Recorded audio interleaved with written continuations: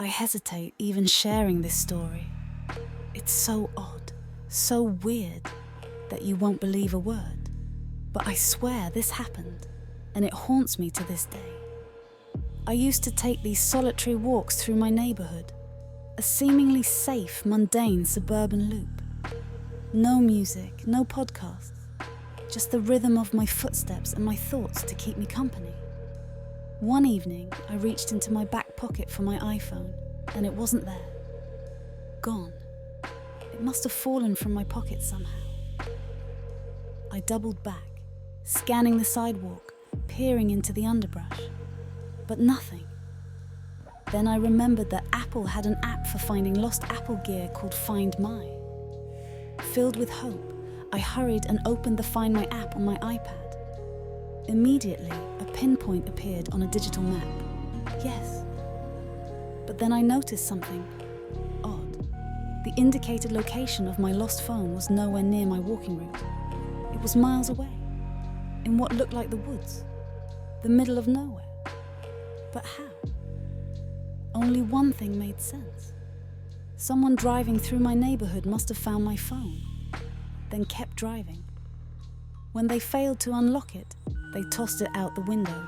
Yeah, sounds thin now, but against my better judgment, I went with it. Following the map on my iPad, I drove there. I thought about turning back so many times as the roads grew less and less familiar, but I needed to know. Finally, I pulled over on the side of a 2-lane road flanked by moonlit woods. The GPS indicated that my lost phone was about 100 feet into the woods. I know this sounds nuts, but the fact that the phone was so close to the road reinforced my theory that someone had tossed it from their car. I exited my car and started into the woods.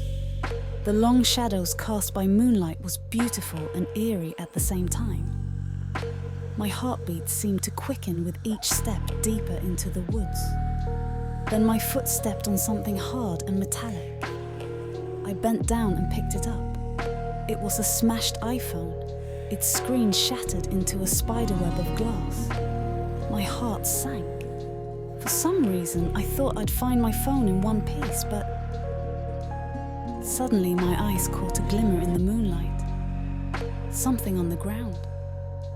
Amazingly, it was another smashed iPhone. What? How? Then I spotted another broken iPhone on the ground, and another. And another. I was standing in a virtual graveyard of Apple products. My pulse quickened and my palms grew sweaty. Something was very wrong. As I wheeled to head back to my car, a voice sliced through the still air.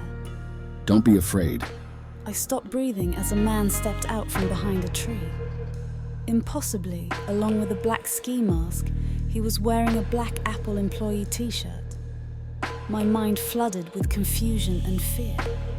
Was I being pranked? Or was I about to be killed by some maniac? Then the Apple man held up my iPhone. I recognized my yellow case.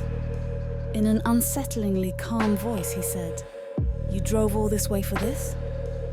I could barely form words, but terror pushed a question out of my lips. "What's happening?" He looked me straight in the eyes and declared, "Apple is evil. You must stop using their products." Then he flung my phone to the ground and began stomping it over and over, shouting, "No more Apple! No more Apple!"